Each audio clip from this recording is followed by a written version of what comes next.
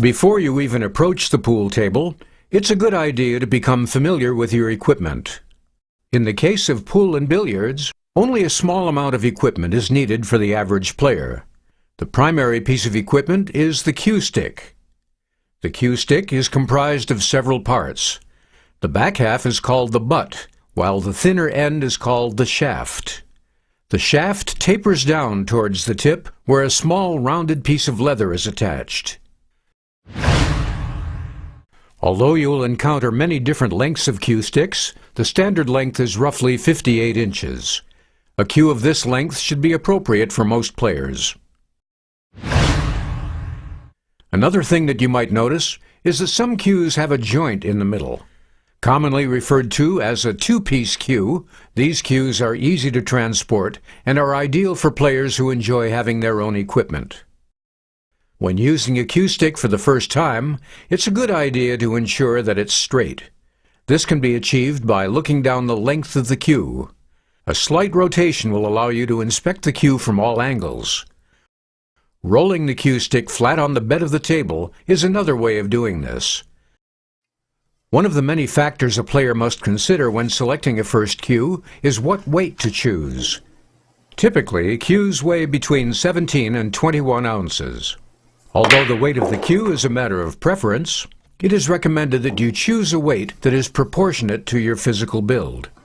A small player should generally choose a lighter cue stick, while a larger player should choose a heavier cue stick.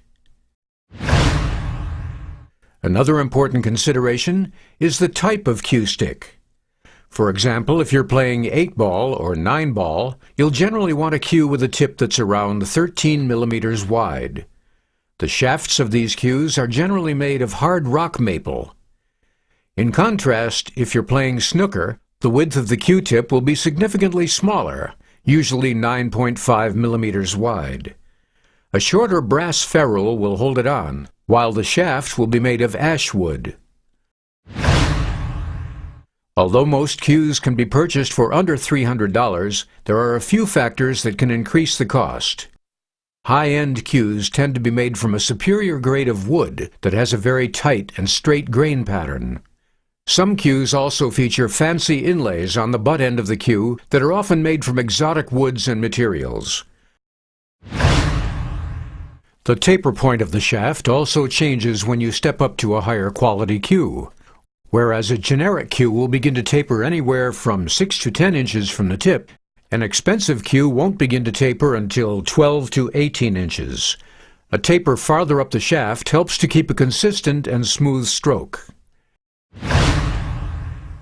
As you become more familiar with your cue, a time will come when you'll want to upgrade to something of higher quality. At this point, take the time to learn the difference between the types of tips, ferrules, wraps, and joints. These subtle features are important for advanced players and should be carefully considered.